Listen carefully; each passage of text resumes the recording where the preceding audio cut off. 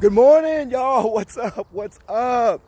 Hey, do me a favor. If you're watching the replay on this and this is something you've been wanting to see or talk about, type in the word replay, all right? So I can make sure that if you want me to reach out to you, I can, or I just know you're watching my videos, all right? That's equally as important to me too, because I don't want to be talking to the wind. And then already, these people around me, they think I'm weird talking to my camera while I'm walking in a nice, beautiful outdoor scenery and everything. So I'm doing this for you.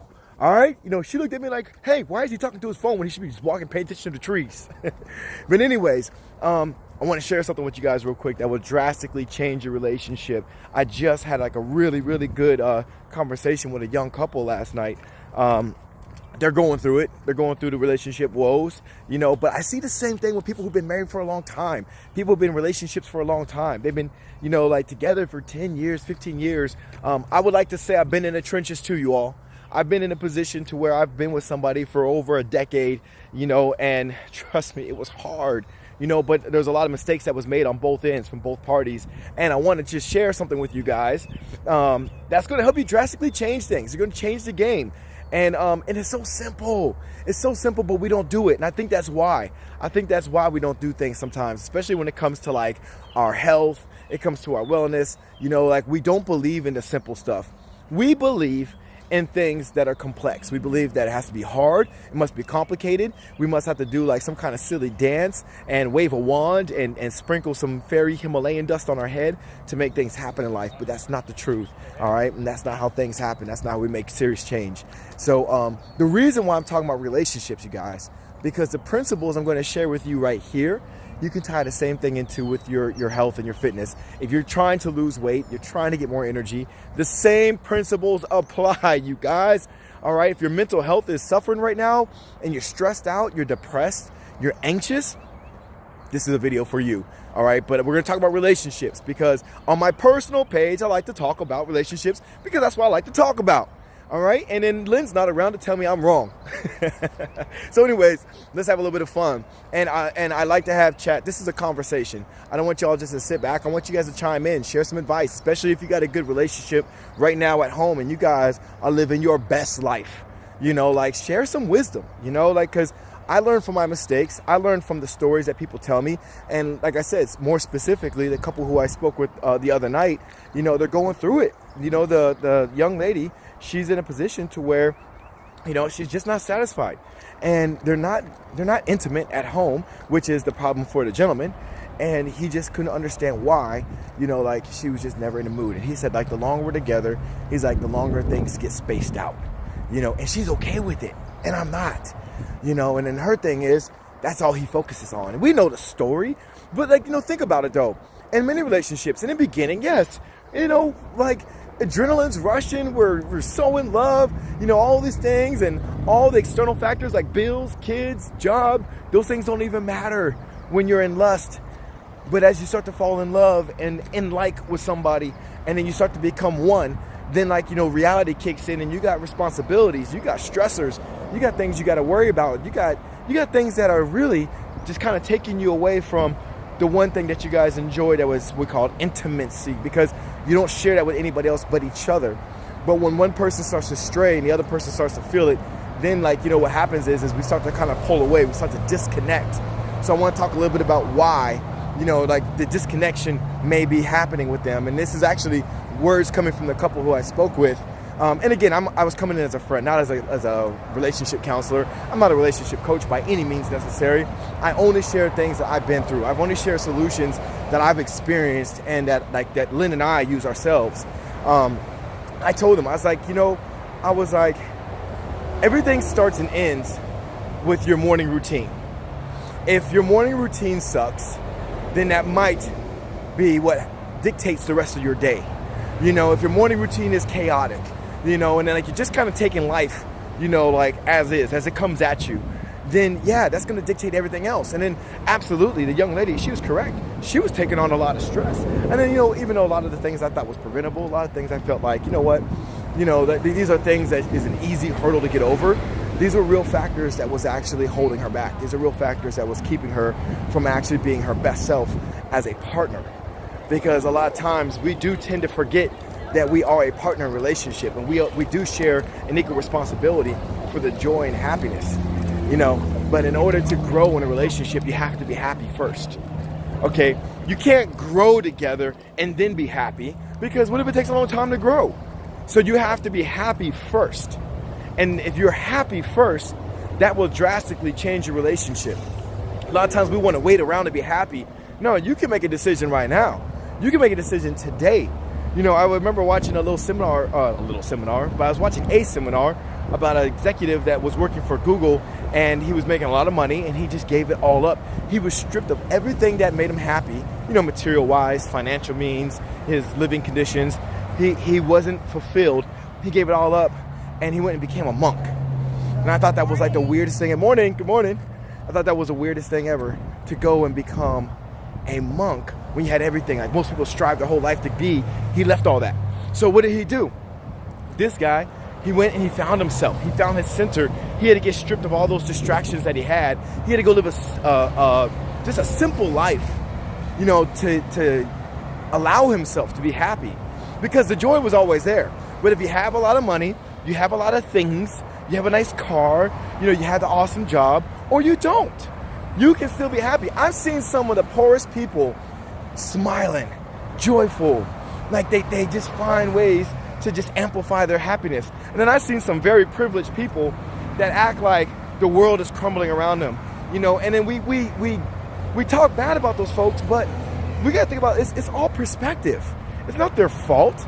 I told my daughter the other day, I said, I know you don't have a lot of life experience. I know sometimes when you throw your tantrums, you think your life is just the worst. You haven't seen the worst. Matter of fact, I protect you from the worst. That's my job as a parent, to give you the best quality of life so you can experience it and appreciate it. You don't have to be stripped of all those things just to appreciate it, but you have to be able to recognize it and be aware of what's going on in the world around you through other people's experiences who don't have it. So anyways, I said, happiness is a choice. It really is a choice. You can choose to be sad. You can choose to be happy. And I'm saying this in most general terms, but what I'm saying is you can choose to be happy. You can choose your morning routine and then get up saying, this is going to be an awesome day. This is going to be an amazing day. I'm going to crush it. And then you have your routine. Everything's laid out. Like for me personally, I have a whole plan. I know what I need to get done for my son. I prep it the night before. I know what I want to eat. I have a plan taped to my refrigerator. I know what time I want to wake up. I know what time I'm going to shower, brush my teeth. Everything's laid out. And then I do something to serve myself for at least 10 minutes. I give myself today is 30 minutes, but I started with 10 minutes. Can I do something to serve me, to make me feel good? Whatever that may mean, whatever it may be for me. Like, what do I need? And what I did was I reset my mind. I reset everything. I got a chance to do it over. And then by the rest of my day, it just flows well. Because I do things, I live by that principle. Through the entire day, I live with purpose. The entire day, I make sure my day serves me. And I feel better when I serve others. So I always make sure I fit that in my schedule. I don't just do busy work. I don't just sit there and text on my phone all day. I don't scroll through Facebook feeds all day. I don't go with my email and just do all this nonsense, going and serving everyone's demand. I do the things I like. I hop on a call with someone I haven't talked to in a while. I connect. I do things for my family. And then, obviously, I work hard so my family can live their best life. I make sure I shut everything in the world off. And this is what's going to drastically change your life. You've got to learn to turn it off. All right? In the comments below, type in the word turn it off. Just do that for me. Turn it off. You can't keep serving the world when you're home with your family at the end of the day. You've got to learn to turn off your headphones, turn off your phone. Type in right there, turn it off. If you feel what I'm saying, because if you keep these things going and you keep letting the external world come into your life, oh, I get it, mom is calling you to tell you about her woes, your sister's calling you to tell about her crappy boyfriend, your best friend's calling you to tell you how things fell apart. Turn it off and focus on your partner, your children, whoever is in your home. This is going to drastically change your relationship. If you cannot turn it off, you're going to live the same life, stressed out, not engaged. Intimacy is gone. Everything just kind of follows suit right there. All right. So you have to understand. And then ladies, let me tell you from a man's perspective, because I love telling people, a man's perspective. If you ever read that book called The 5 Love Languages, I think it should be called The 6, because food is number 6, but we'll talk about that another day. But when we talk about the 5 love languages, one of the things for men is we need that physical connection, right? We need that. And I get it. Maybe your man needs to be more creative. Maybe he needs to kind of like warm you up, whatever. But that's beside the fact. But you also got to remember, you cannot let a man's mind wander or stray too long. I'm just putting it out there, especially for you guys who are just dating. If you're married, yeah, you got a little bit more investment in there. But if you're just dating, I'm sorry. You cannot let... Why do you think that 50% of marriages fail? Okay, and I'm not just saying it's just because of sex. It's because we're not connected. All right, connection. You're going to find out what makes your partner feel connected to you. You know, like making that effort. And we had conversations in the past before. I remember the topic was, help, I'm not physically attracted to my partner. You know, and there's a fix for that. We talked about that. You know, you can fix it immediately. You don't have to like get the supermodel body like tomorrow. No, like you can change that like today. But this conversation is about changing your relationship. You got to find out what makes your partner feel connected. And if your partner feels connected, whenever you see them starting to feel down, they're not feeling good, find ways to connect with them to make them feel better. All right? But you can't do that if you don't turn it off.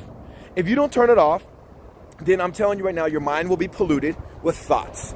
You know, like everything is just like overcoming what's important to you. And the same thing with your partner. This is not just for you. This is for both of y'all. Y'all need to turn it off. You know, like we just stopped engaging with each other. We forgot how to connect. We're just coexisting. If you guys have ever experienced it, I experienced it, man, for years. And it was the worst feeling ever. On the outside, people thought, you know, like my first marriage, they're like, oh my God, like, they're awesome. They're like the ideal couple. Everything's good. And I never said it. I never said I had an ideal marriage. You know, I put on what I wanted it to be. I was trying to live what I thought it should be, but we were never connected. We never really had that. You know, we were on different pages. You know, so the young man, I told myself, I can't relate to you. I was like, because, you know, when you go from, you know, when you first meet, you're making love often, and then it gets to every week, then every other week. Next thing you know, it's once a month. And then it got so bad, it was once every other month.